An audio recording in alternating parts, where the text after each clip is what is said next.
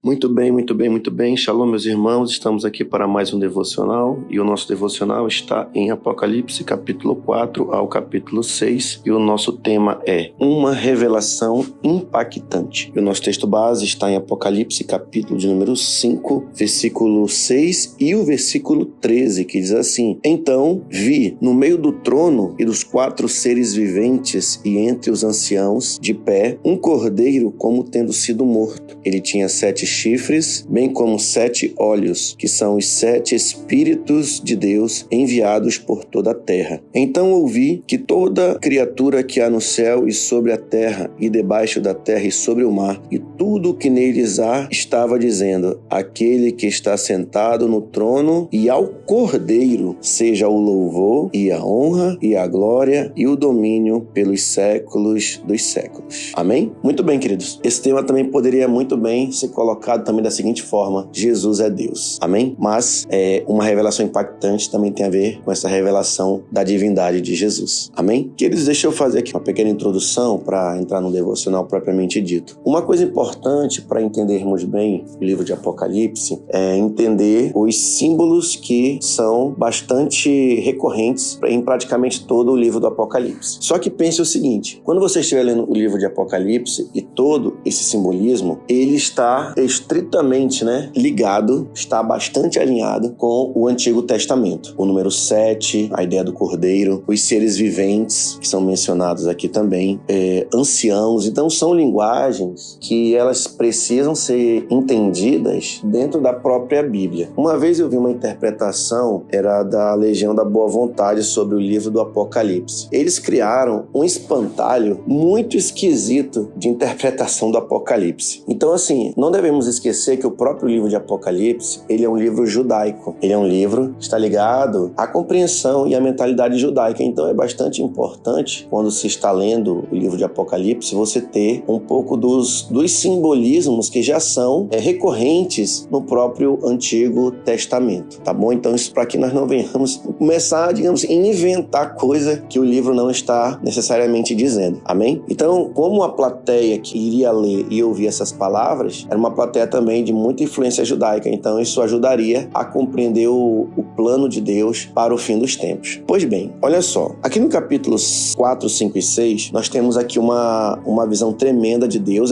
Lembra muito João aqui quando Isaías viu o Senhor assentado sobre um alto e sublime trono. Se você fizer um paralelo, é bastante parecido. Quando João ele vê essa visão, ele fica impactado com tudo aquilo que ele está vendo. Isso aqui tudo no capítulo 4, quando diz que os seres viventes, respectivamente, com 6 asas, estão cheios de olhos e ao redor e por dentro não tem descanso, nem de dia nem de noite, proclamando: Santo, Santo é o Senhor, o Todo-Poderoso, aquele que é, que era e que há de vir. É o versículo 8 do capítulo 4. Quando chega aqui no capítulo 5, aqui eu já tenho algo ainda mais impactante ainda. Tão impactante quanto, eu quero dizer, tão impactante quanto no capítulo 4. No capítulo 5, João já vai ter uma visão do Cordeiro. Agora imagine o seguinte, tente imaginar a seguinte imagem. Você conviveu com Jesus aqui na terra, suponhamos que nós fôssemos um dos 12 que estivesse ali. Ou se fôssemos João, vamos colocar assim. Convivemos com Jesus, nosso Senhor, aqui na terra, e depois temos uma visão do céu, aonde nós vamos ver ele como Cordeiro, também sendo adorado da mesma forma que Deus é adorado. Por isso que no capítulo 5, no versículo 13, fala: Aquele que está sentado no trono e ao Cordeiro, porque no capítulo 4, João tem a visão de Deus sentado no trono, e nesse trono sai do meio desse trono um Cordeiro. Então, por isso que nós cremos na Trindade,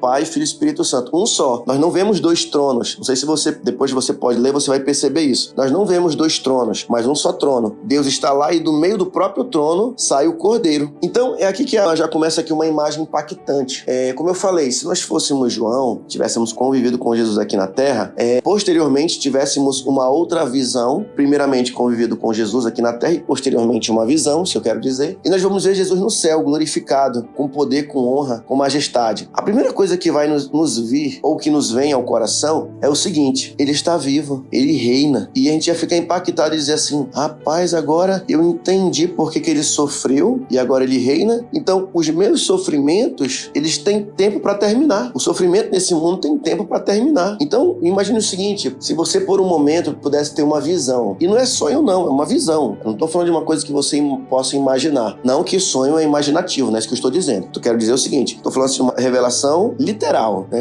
Você tendo uma visão literal. Suponhamos que alguém que você conviveu aqui na Terra faleceu. E talvez você fique muito triste, com muita saudade e tudo mais, beleza? E aí você tem uma visão dessa pessoa no céu. Uma visão literal mesmo. Tem uma imagem dessa pessoa no céu, salva, restaurada. Pensa comigo, você não ia ficar feliz? Você ia ficar feliz. Aquilo não iria confortar o teu coração? Iria, com toda certeza. E você poderia pensar assim, poxa, então vale a pena. Você não só pensaria como deve pensar, então vale a pena. Quando você sabe para onde as pessoas que você ama e que eu amo estão, isso é bastante confortador. Mostra que ainda que haja sofrimentos nessa vida, todos eles valerão a pena, porque no final haverá uma grande vitória. Amém? Então veja, aqui nós temos a visão de Jesus glorificado. E essa visão ela é tremenda, ela é impactante. E aqui Jesus ele é adorado como o próprio Deus, né? Como o próprio Deus também. Aí que acontece o seguinte aqui, eu vou começar agora a falar um pouquinho sobre o desenvolver do livro. Olha só, quando nós chegamos tanto no capítulo 4 como no capítulo 5, nós temos aqui a revelação de Deus, né? E também a revelação do Cordeiro como divino. O Cordeiro é uma referência a Jesus. E aí o que acontece? Na mão direita de Deus tem um livro. E ninguém se achou digno de abrir o livro. E esse livro está selado, né? Mas o Cordeiro sai, amém? Do trono como o único digno de abrir o selo. Ele diz o livro, o leão da tribo de Judá. A raiz de Davi venceu para abrir o livro e os seus 7 selos. Então você vê que a linguagem é totalmente bíblica. É ligado ao Antigo Testamento, é ligado às promessas dadas a Israel. Aqui ele não fala assim,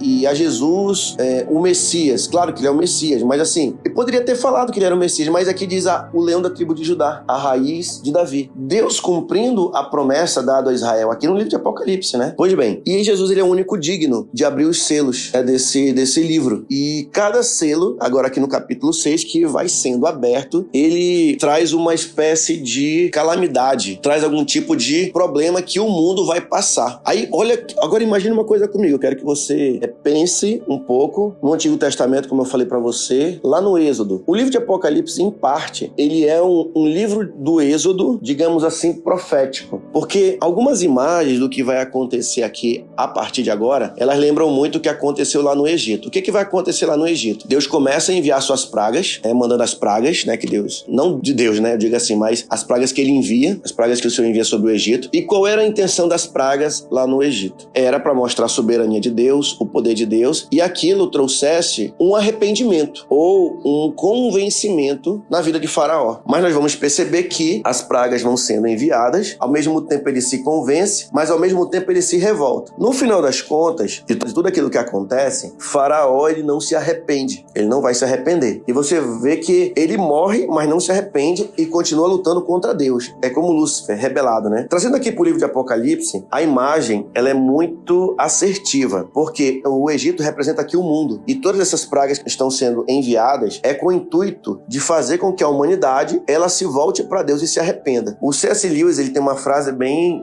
conhecida, que diz o seguinte, que os problemas e as calamidades da vida, elas são um alto-falante para um mundo surdo. Então, você vê que cada selo que vai sendo aberto pelo Cordeiro, ela tem um propósito de trazer algum tipo de dano para a terra, mas qual é o propósito? Não tenha dúvida que é que o homem venha se arrepender. É como os juízos de Deus aqui. Então, alguns vai ser enviada a espada, para que muitas pessoas, os homens se degladiassem entre si. Que mais? Vem aqui problemas econômicos, é citado aqui no capítulo 6. Eu estou interpretando, tá, irmãos? Isso no segundo, terceiro selo. Vem o primeiro cavaleiro, né?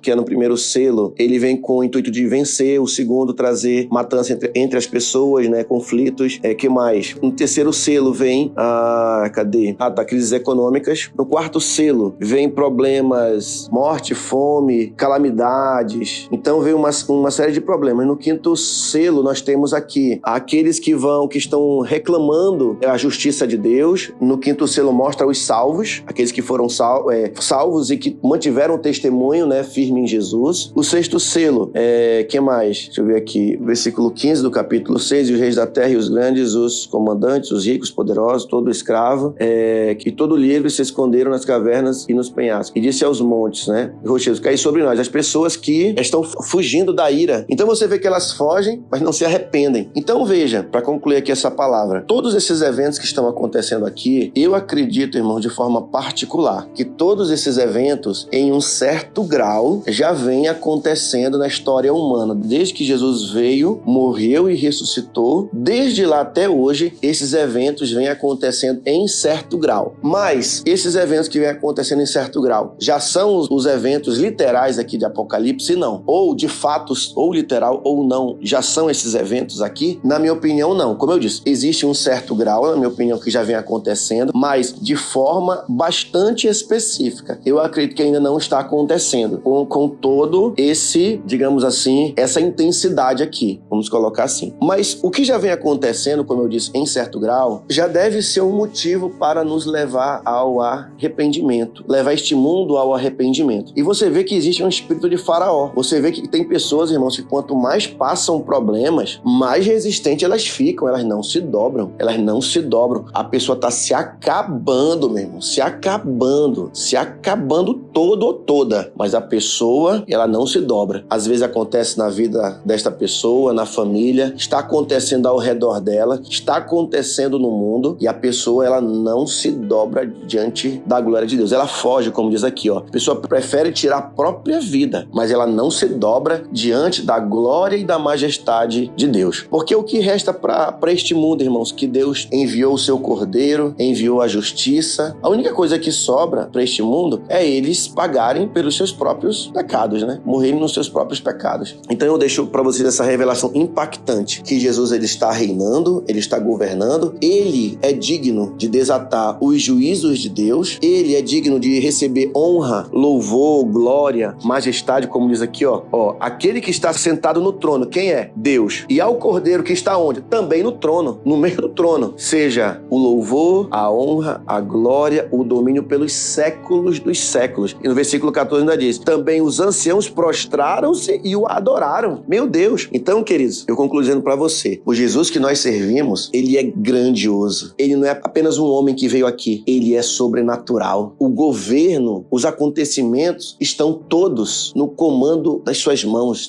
está sendo comandados pelas suas mãos. Ele tem olhos como chamas de fogo, da sua boca sai uma espada. Isso é para mostrar que Jesus, ele é glorioso, ele é maravilhoso. E Jesus deu a João a oportunidade de ter essa revelação e transmitir até nós. Amém? Fique firme em Jesus. Se arrependa, volte-se. Ele está cuidando daqueles que foram mortos pelo testemunho, preservaram o testemunho de Jesus. Ele está no comando da história. Ele exerce juízo e justiça nesse tempo. E no final de tudo isso, queridos, nós vamos ver lá no final de Apocalipse, que tudo se desenha para algo maravilhoso. O mal precisa ser tirado deste mundo. E nós precisamos ser luz do Senhor nesta geração. Deus te abençoe, em nome de Jesus Cristo, nosso Senhor.